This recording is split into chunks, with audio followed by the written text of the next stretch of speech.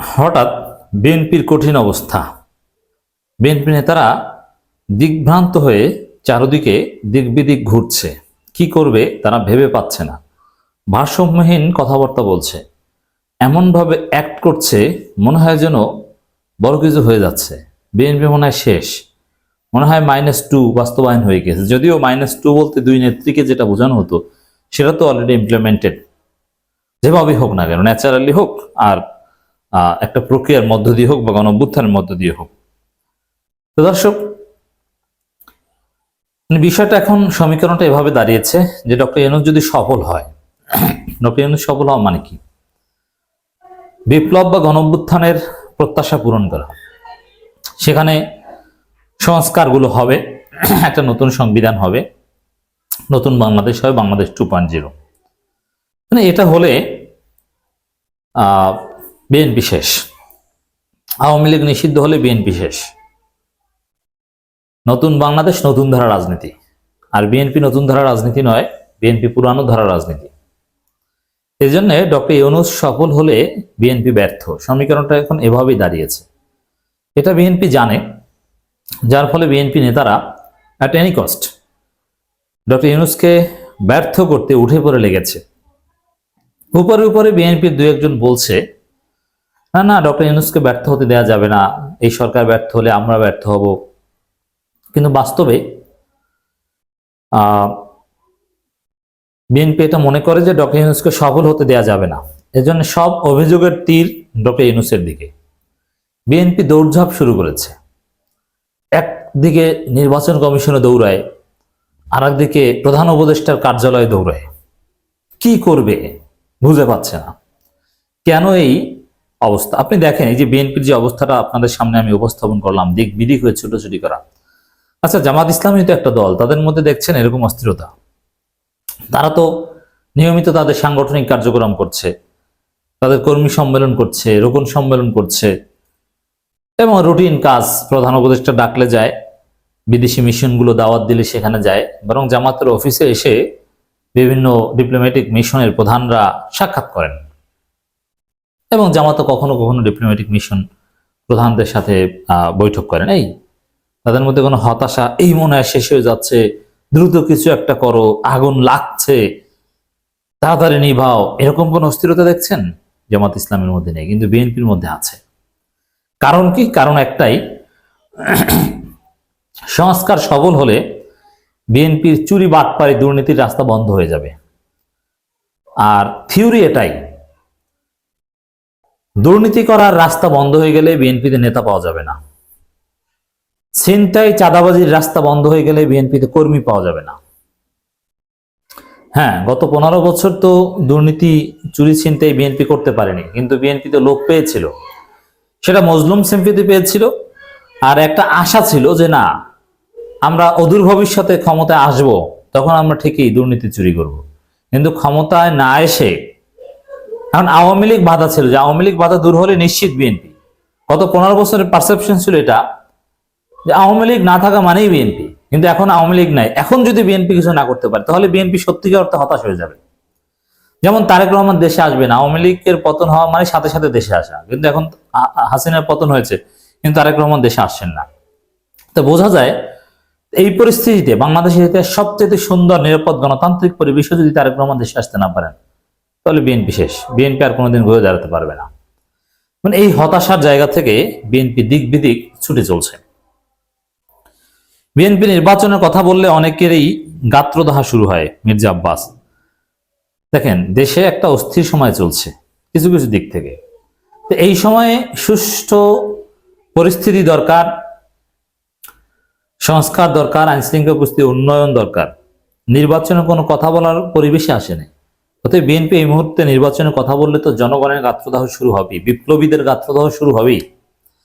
কিন্তু তারপরও বিএনপি জানে যে নির্বাচনের কথা বললে গালি খাবে, জনগণ এটা ভালোভাবে দেখছে না, তারপর নির্বাচনের কথা বলছে।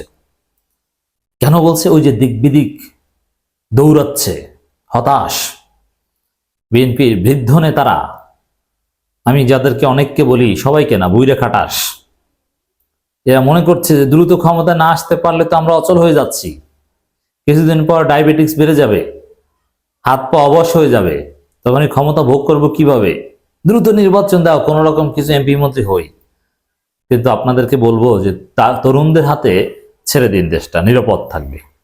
আপনারা অতীতে হয়েছেন, আর হওয়ার চিন্তা করেন না। ব্যক্তিগত স্বার্থে এই অস্থির সময় একটা কারচুপি নির্বাচনের ব্যবস্থা করতে চায়, যেটা শুনলে তো আমাদের গাত্রদাহ হবে। হ্যাঁ, গাত্রদাহ হয়, বিপ্লবীদের গাত্রদাহ হয় এই অস্থির সময়ে অপ্রাসঙ্গিকভাবে নির্বাচনের কথা বললে। নির্বাচন চায় বেনজির, নির্বাচন চায় হাসিনা, নির্বাচন চায় সজীব ওয়াজেদ জয়। তো আপনি কেন নির্বাচন চান? নির্বাচন চায় মোদী। এখন নির্বাচন চাওয়া মানে আওয়ামী লীগের পুনর্বাসন, আওয়ামী লীগের বিচার, সুষ্ঠু নির্বাচনের পরিবেশ নিশ্চিত, তারপরে নির্বাচনের কথা বলেন। মির্জা আব্বাস বলেন, অনেককে গণঅভ্যুত্থানে বিএনপির ভূমিকা অস্বীকার করার চেষ্টা করে, কিন্তু দীর্ঘ সময় পুলিশের বুলেটের সামনে দাঁড়িয়ে আন্দোলন করেছে বিএনপি। জুলাই আগস্টেও সরকারের পতনে বলিষ্ঠ ভূমিকা রেখেছে। দেখেন, দীর্ঘ সময় জুলাই আগস্টের আগে সেটা করেছে বিএনপি, আবার দৌড়ও দিয়েছে, পুলিশের বাঁশির শব্দ শুনে দৌড়ও দিয়েছে। আর সেটা জনসম্পৃক্ত কোনো আন্দোলন ছিল না, সেই বুলেটের সামনে দাঁড়িয়ে আন্দোলন করেছে, এটা পুরোপুরি ঠিক নয়। বিএনপি আন্দোলন করেছে পুলিশের কথায়। নয়াপল্টনের আন্দোলন গোলাপবাগে গিয়ে করেছে।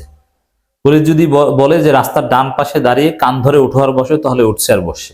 এভাবে কি আন্দোলন হয়?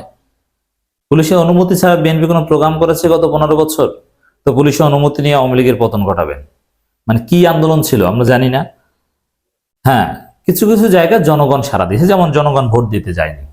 কিন্তু বিএনপি নিজেরা রাজপথের কোনো আন্দোলন, সরকার পতন হয় এমন কোনো পরিস্থিতি তৈরি করতে পারেনি। অতএব এইসব গল্প বলে, গাল গল্প বলে কোনো লাভ নাই। আমরা দেখেছি, মাঠে ছিলাম, নিউজ কভার করেছি, দেশে যতদিন ছিলাম বিদেশ বসে অবজার্ভ করেছি। অতএব এইসব ফাও কথা বলে লাভ নেই যে আপনারা দীর্ঘদিন এই করেছেন সেই করেছেন। কিন্তু যা করেছেন ওগুলো ভ্যালুলেস, অত কিছু হয়নি। বিএনপি ক্ষমতায় যাবে এই ভয়ে বিএনপিকে ঘায়েল করার জন্য দেশে বিদেশে ষড়যন্ত্র হচ্ছে উল্লেখ করে মির্জা আব্বাস বলেন, বিভিন্নভাবে বিএনপিকে দোষারোপ করা হচ্ছে, বিএনপি ইসলাম বিরোধী দল হিসেবে আখ্যায়িত করার চেষ্টা করা হচ্ছে। হ্যাঁ, বিএনপি ক্ষমতায় যাবে, কারচুপির মাধ্যমে গেলে সমস্যা আছে। তারা দেশটাকে নরকে পরিণত করবে। আর সুষ্ঠু নির্বাচনের মধ্য দিয়ে গেলে বিএনপির ভালো লোকগুলো ক্ষমতায় যাবে, আমাদের ভয় এই জায়গায়। আর দ্বিতীয় কথা হচ্ছে, বিএনপি ইসলাম বিরোধী, ওয়াজ মাহফিলের জন্য কালেকশন করে, সেটাকে বলে চাঁদাবাজি। মানে ওয়াজ মাহফিল সহ্য হয় না, ওয়াজ মাহফিলে বক্তাকে, তাও আবার মিজানুর রহমান আজহারীকে হেনস্থা করার হুমকি দেয় বিএনপি। ওয়াজ মাহফিলগুলোকে বলে ধর্ম ব্যবসা। ওয়াজ মাহফিলে বিশৃঙ্খলা তৈরি করে। তো ইসলাম বিরোধী না তাহলে কি? আপনাদের নেতার কি? ওয়াজিন বক্তাকে অপমান করে, বক্তাকে পিটায়, বক্তাকে থাপ্পড় দেয় বিএনপির লোকজন। বক্তার মাইক হাতে নিয়ে সে ওয়াজ করা শুরু করে, অথচ সূরা ফাতিহা পড়তে পারে না। ইসলাম বিরোধী না তাহলে কি? অবশ্যই ইসলাম বিরোধী। তিনি বলেন, বিএনপি নির্বাচনের কথা বললে অনেকে গাত্রদাহ শুরু, এটা কারণটা আমি বলছি। এটি গণতান্ত্রিক দেশে ভোটাধিকার ছাড়া চলতে পারে না। ভরাডুবির ভয়ে অনেকে নির্বাচন চান না। দেশে অস্থিতিশীল পরিবেশ সৃষ্টি করতে এই যে সেম কথা, ভরাডুবির ভয়ে নির্বাচন চান না, নির্বাচনের বিকল্প, এই কথাগুলো হাসিনা বলতো 7 জানুয়ারি নির্বাচন আগে। এটা আওয়ামী লীগের মুখস্থ কথা ছিল যে বিএনপি জানে নির্বাচনে আসলে পরাজিত হবে, এই কারণে তারা নির্বাচনে আসে না, চায় না। অতএব হাসিনা মার্কা কথা বলে জনগণকে বিভ্রান্ত করা যাবে না।